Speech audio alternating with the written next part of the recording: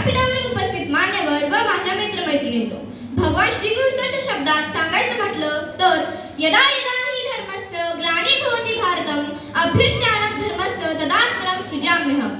असंच एक थोर व्यक्तिमत्व जे महाराष्ट्रात जन्माला आलं ते म्हणजे छत्रपती शिवाजी महाराज.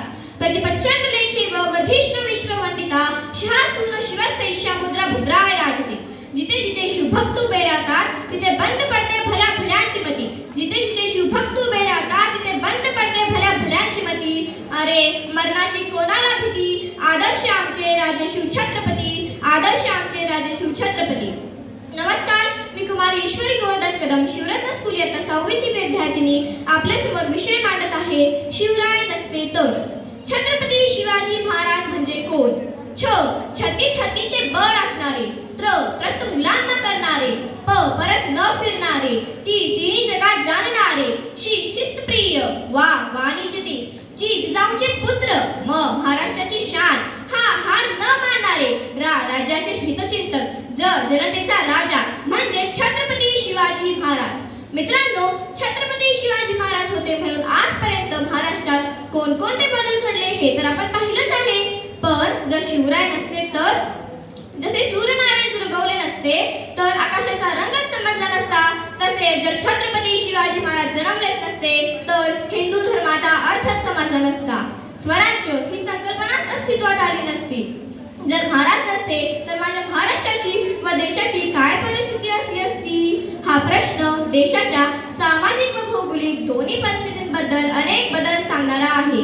जर महाराज नसते तर मराठी संस्कृतीचे, देशाचे, महाराष्ट्राचे आजचे रूपच वेगळे असले असते.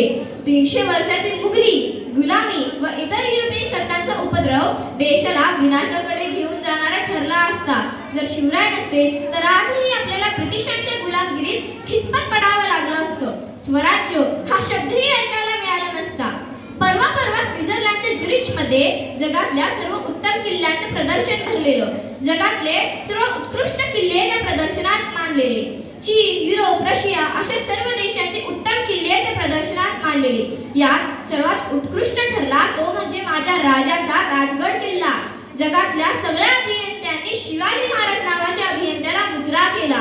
पण जर शिवराय नसते तर आज आपल्याला गड, किल्ले काहीच पाहायला मिळाले नसते.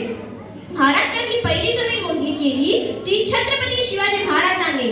जर आज शिवराय नसते तर शेतकऱ्यांच्या नावावर जमिनीचे 7 बाराचे उतारेच राहिले नसते. जर शिवराय नसते तर आपल्या मराठी भाषेला उत्कृष्ट भाषेचा दर्जाच मिळाला नसता. हा भगवा कोठेही फडकताना दिसला नसता. कदाचित इतिहासात पराक्रमाऐवजी पराभवाचीच पानं अधिक लिहिली गेलेली असती.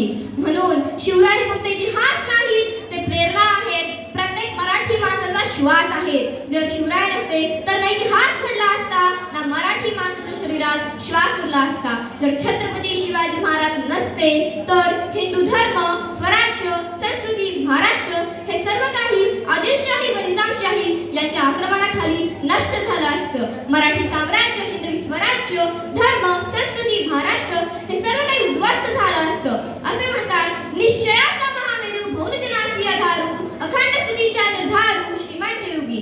या उक्तीप्रमाणे जर शिवराय नसते तर आजही गावच्या गावात जाळी गेलेली असती, खोल्या कत्तली झाल्या असत्या, सगळीकडे आक्रोश, किंकाळ्या ऐकू गेल्या असत्या, प्रेताची अरस, मुर्द्याची खास बघायला मिळाली असती.